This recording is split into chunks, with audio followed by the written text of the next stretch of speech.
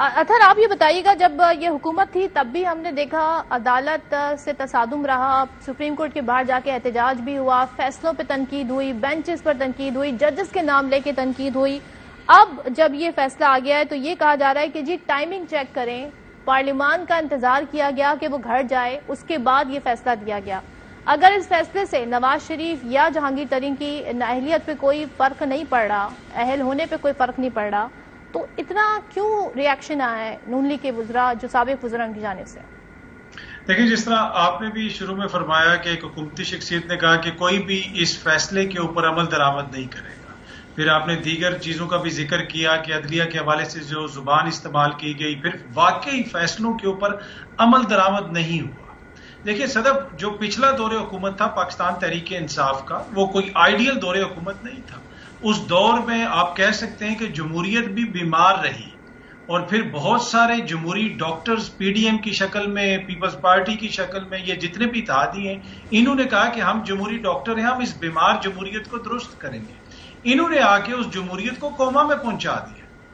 اب آپ کیا سوچ سکتے ہیں کہ ملک کی سب سے اعلیٰ عدالت ایک فیصلہ دے؟ ہاں، اس سے اختلاف ہو سکتا ہے، اس پہ تنقید ہو سکتی ہے، جس طرح بھی دونوں معزز شخصیات نے اپنا اپنا موقف دیا۔ یہ کہنا کہ ہم فیصلے پہ عمل درآمد ہی نہیں کریں گے،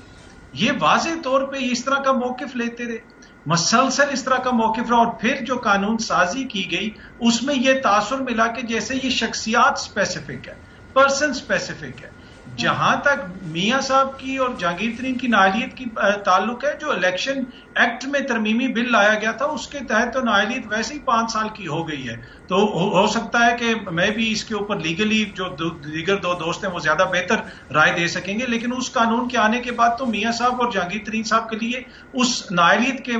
فرنٹ کے اوپر کوئی ایشو نہیں ہونا چاہیے۔ ایشو یہاں پہ یہ ہے کہ جس قسم کی قانون سازی کی گئی، جتنی تیزی سے قانون سازی کی گئی، اور پھر جو قانون ملک کے اندر ہیں، جو 50 سال سے آئین اور قانون رائج ہے، اس کے ساتھ جو ہم نے کیا کہ آج 6 مہینے کے بعد صدف ہمیں پتا چل رہا ہے کہ جو نگراں کیئر ٹیکر سیٹ اپ آیا تھا خیبر پختونخوا میں، جس نے 3 مہینے کے لیے آنا تھا، اب اس کو 6 مہینے ہو گئے، وہ تو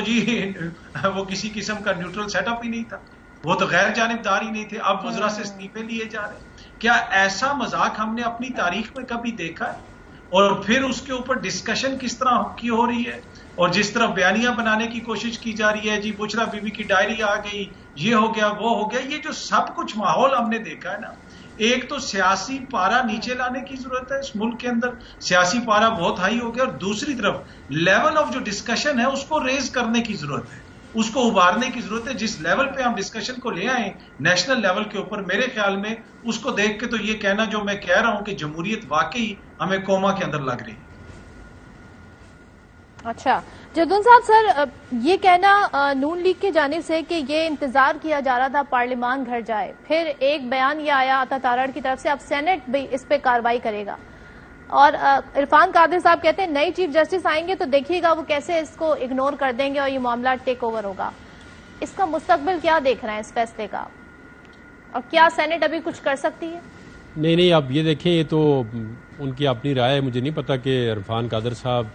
کوئی آنے والی چیف جسٹس سے مشورہ کر کے نے بیان دیا یا کیا، اس طرح کا بیان نہیں دینا چاہیے۔ یہ تو اب جو لیگل ریمیڈی ہے وہی بندہ اڈاپٹ کر سکتا ہے، تو ایک ججمنٹ آ گئی ہے، اگر کوئی اس سے اگریوڈ ہے تو وہی بات آگے پھر ریویو والی آ جاتی ہے، پھر وہ ریویو کر سکتا ہے، تو باقی تو سینٹ کچھ نہیں کر سکتا۔ یہ دیکھیں نا، اب یہ انسٹیٹیوشن کو تھوڑا سا آگے چلنے دے، یہ ہمیں بالکل یہ اعتراض رہا ہے، بڑا ویلڈ اعتراض رہا ہے کہ بینچ کی کانسٹیٹیوشن جو ہے وہ لوگ ایکسیپٹ نہیں کر رہے، وہ یہ کہتے ہیں جی ایک ہی طرح کا بینچ بنتا ہے ہر کیس میں، وہ بالکل عابد زبیری صاحب میرے ساتھ ایگری کریں گے۔ اور یہ دیکھیں نا، بینچ اب ایسا بنے کہ اس پہ پبلک کو ٹرسٹ ہو، لوگوں کو ٹرسٹ ہو، لیکن یہ نہیں ہے کہ اگر ایک چیز بن گئی، آپ نے اعتراض بھی کیا ہے کہ جی آرڈر آ گیا تو یہ کوئی نہیں کہہ سکتا جی میں سپریم کورٹ کے آرڈر کو نہیں مانتا۔ یہ دیکھیں نا، یہ اس طرح تو پھر انارکی پھیل جائے گی، بہت بڑا ایک کرائسس پہلے ہی آلریڈی کرائسس ہے۔ اب اگر آپ ہسٹری میں دیکھیں تو لیجسلیٹو بزنس جو ہے، بعض ہمارے اب عزت کے ساتھ ان کے اختلاف کرتے ہیں، کہ جو بندہ بل پیش کرتا ہے اس کو اس کے کانٹینٹس کا ہی نہیں پتا ہوتا کہ میں کون سا بل اس کو اگر میں پڑھ کے اس کا ترجمہ کر دوں تو میرے خیال میں مجھے نہیں لگتا وہ پراپر اس کا ترجمہ کر کے اس کو پڑھ بھی سکے. تو اس طرح کی دیکھنا اب قومی اسمبلی کے اندر پارلیمنٹ جو ہے اس کا احترام پارلیمنٹیرین سب سے پہلے جب تک نہیں کریں گے تو اس سے آگے نہیں چلتا. جس طرح تک قاسم صاحب نے کہا جی پہلے کون سی جمہوریت تھی, تو ایک مطلب ایک پرائم منسٹر نے آ کے ٹی وی پہ کہا جی ہمیں جب قانون سازی کرنی پڑتی ہے تو ہم مختلف لوگوں سے مدد لیتے ہیں. تو اس طرح کا اگر نظام ہمارے ملک میں چلتا رہا تو جو ادارے تھوڑے بہت رہ گئے یہ بھی ختم ہونے کے قریب ہیں. تو اس طرح ملکی نظام نہیں چل سکتا. پھر کل ایک پرائم منسٹر کا آپ نے انٹرویو سنا, انہوں نے کہا ہائبرڈ نظام جو ہے وہ چل رہا ہے. تو اس طرح آپ دیکھیں اب یہ تو اچھی بات ہے کہ جتنے بھی سیاستدان ہیں انہوں آ کے سچ بولنا چاہیے. اگر سچ بولیں گے تو ہم اصلاح کی طرف جائیں گے. تو اگر آپ اس ساری چیزوں کو ہم انڈر دا کارپیٹ رکھتے رہیں گے, جھوٹ بولتے رہیں گے, تو یہ آگے نظام بڑھنے والا نہیں ہے. پھر نظام جو ہے کچھ کولیپس کر چکا ہے, جو رہ گئے وہ بھی کولیپس کر جائے گا.